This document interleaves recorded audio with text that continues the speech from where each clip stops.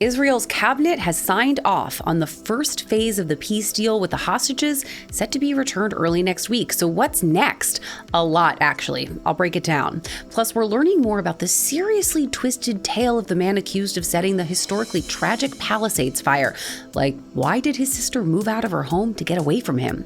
And is Barron Trump headed for a top role at the new U.S.-controlled TikTok? President Trump's former social media guru is pulling for the first son. Those stories and more today, Friday, October 10th. I'm Caitlin Becker, and this is the New York Postcast.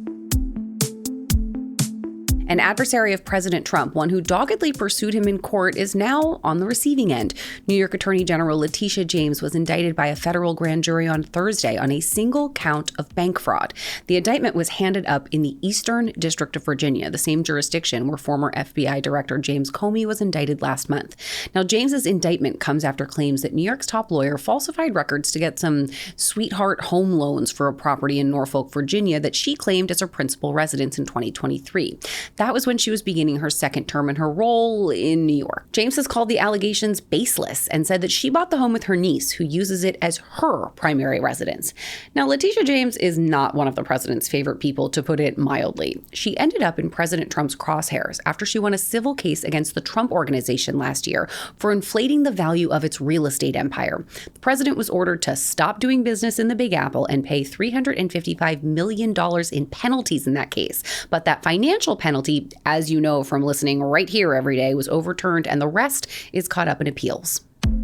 The Department of Homeland Security is condemning what it calls dangerous doxing of immigration agents and their families. Now, doxing is the practice of publishing private identifying information about someone, like their name, address, phone number, and email without their consent. And DHS says the escalating rhetoric by liberal politicians and media outlets against ICE and Customs and Border Protection agents is leading to more instances of the practice.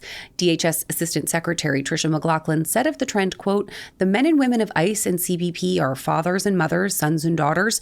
They get up every morning to try and make our communities safer. The violence and dehumanization of these men and women who are simply enforcing the law must stop." The department says recent incidents include profanity-laced voicemails left for agents and social media postings revealing the home addresses of federal officers.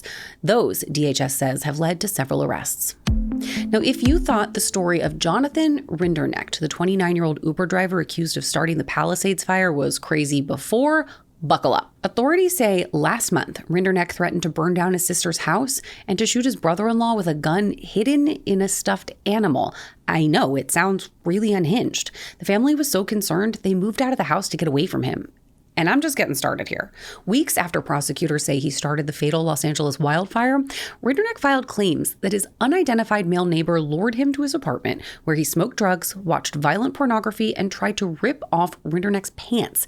Rinderknecht also said the man later apologized, but then followed him to his apartment and once again tried to rip his clothes off. Now, while this was all going down, Rinderknecht was already knee-deep in his own legal battle over claims that he caused a motorcycle crash that left the rider with gruesome injuries while Rinderknecht was working as a DoorDash delivery guy. Now, Rinderknecht is due in court in Orlando next Friday. Israel's cabinet has officially put a stamp of approval on the peace deal ending its war in Gaza. Now, that good news comes on the heels of the exiled head of Hamas declaring the war with Israel over on Thursday after the terror group received assurances from the United States and other countries regarding the peace deal. Among those assurances, perhaps, that U.S. commanders will oversee the initial peacekeeping forces from nations like Egypt and Qatar. No U.S. boots are expected on the ground at this point. Hamas also announced a tentative timeline to return the remaining living hostages as well as the remains of the others on Monday or Tuesday. So what's next? There are still a ton of unanswered questions, and I'm sorry to report that getting through phase one into negotiating phase two is likely to be even more difficult. Here are just a handful of things still left to figure out. Will Hamas disarm? Where does Israel withdraw to and when? What about rebuilding Gaza? President Trump dodged the question when asked about it during Thursday's cabinet meeting. Mr. President, looking ahead, what guarantees Hamas disarms and that Israel doesn't resume bombing once the hostages? Well, the first thing we're doing is getting our hostages back, okay? And that's what people wanted more than anything else. They wanted these hostages back that have lived in hell like nobody has ever even dreamt possible. And after that, we'll see. So what happens now? The Post Washington reporter Caitlin Dornbos has been digging into that very question, and she joins me now. Caitlin, let's look at just a few of the many questions still out there. First, what does Hamas disarming look like? And I hate to sound cynical, but is that a realistic expectation? You know what? I appreciate the cynicism because I don't think that there is necessarily enough of that right now. We are still very early in the implication of the peace deal. We are only at phase one, and phase one is when we actually see the release of the hostages and finally at long last. And also with that being a release of a lot of imprisoned Palestinians, some of which were participants in the October 7th attack. So, I mean, even going into phase one, we're not there yet. Now you start to talk about phase two, and that's that disarmament and the actual end of the war. During that time, we'll see, hopefully, Hamas lay down its weapons and agree to give up power in Gaza. That's going to be a big step for a terrorist organization that has been clinging to power for far too long. And we know that lasting peace in the Middle East is not just about this one negotiation. It can't be achieved unless Israelis and Palestinians are comfortable in their own areas with their own borders. But isn't that kind of perpetually the unsolvable problem we keep coming back to? So how does the White House seem to think that they can help solve it this time? Yeah, that is such a critical point of understanding that is needed when addressing this whole situation. Because it's not just about, hey, we're going to turn over the hostages and the war's over. It's how do we see a pervasive peace in the Middle East? And that's going to come from hopefully the expansion of the Abraham Accords. I know that's a massive priority of the Trump administration. But then also to see Palestinians and Israelis living together side by side is going to take a lot of re-education and a whole system of kind of undoing this education that starts very early in the kindergarten and preschool. Deprogramming. Thank you. Exactly.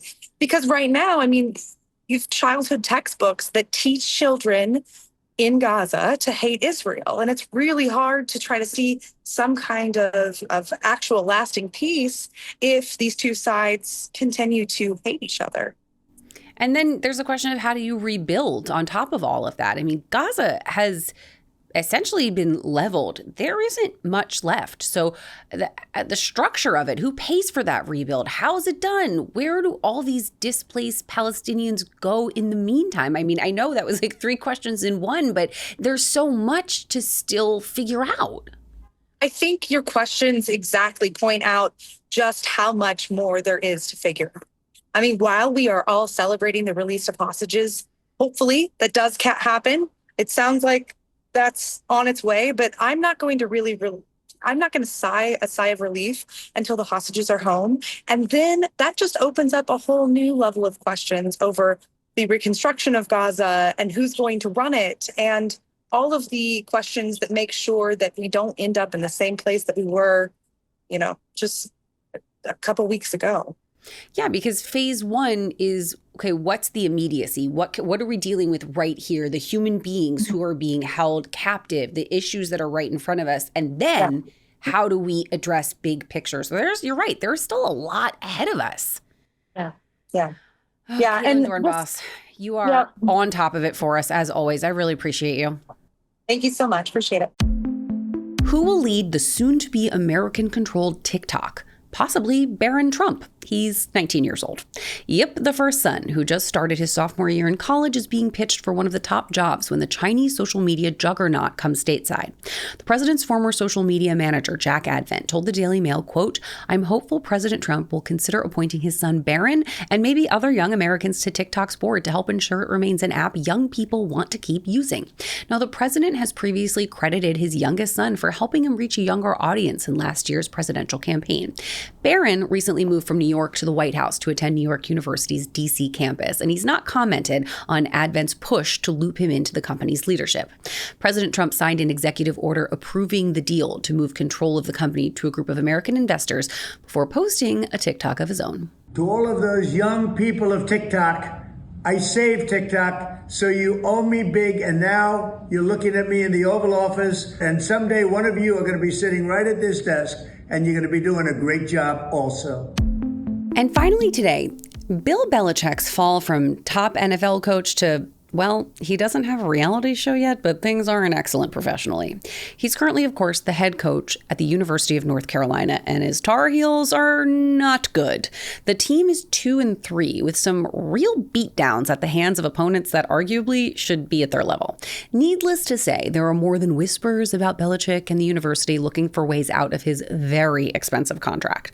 Publicly, the university says they support their coach, and Belichick's camp is reportedly on a witch hunt to find the people leaking all the gossip. A local TV affiliate reported earlier this week that the parent of a current player said Belichick has allowed the program to become, quote, a toxic environment. Then one of his players was suspended over allegations of getting extra benefits not allowed by college players. And then, despite the public support, reports have emerged that UNC held, quote, potential exit strategy discussions. At least one member of Belichick's staff, referring to coaches looking at other jobs, said, quote, the rats are leaving the ship. All that prompted statements on Wednesday night from Belichick, who says he is fully committed to the program, and the university athletic director, who says his coach has the full support of the Department of Athletics and University. Famous last words. What I want to know is, where is his child bride in all of this? We're definitely going to need to hear Jordan Hudson's hot take. Remember, she says she's better or as good as the brains behind Taylor Swift, so clearly she could whip this PR nightmare into shape. Now, for more on these stories and everything else you could possibly want to know over the weekend, head over to the New York Post in print or online, because you know you're not going to hear from me until Monday, but you don't want to forget that and you don't want to miss it. So like and follow the New York Postcast wherever you get your podcasts and on YouTube. You will be glad you did. And friends, I know it's a weekend and I usually don't see you till Monday, but we have a little surprise for you dropping on YouTube this weekend. So make sure you check that out.